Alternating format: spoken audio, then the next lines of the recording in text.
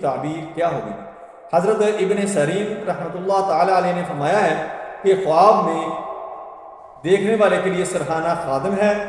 اگر خواب میں دیکھے کہ اس کے پاس نیا اور سبز سرہانہ ہے یا کسی نے اس کو دیا ہے تو دلیل ہے کہ اس کو خادم مسلح یعنی نیک اور پارسا پرہیزگار ملے گا۔ اور اگر خواب میں دیکھے کہ اس کا سرہانہ پرانا اور میلا ہے یا زرد یا سیاہ ہے تو اس کی تعبیر اول کے خلاف ہے، یعنی اس کے لیے وہ اچھا خادم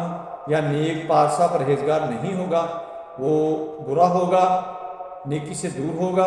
پارسائی اس کے اندر نہیں ہوگی۔ اور اگر خواب میں دیکھے کہ اس کا سرہانہ پھٹ گیا ہے یا جل گیا ہے یا کھو گیا ہے تو دلیل ہے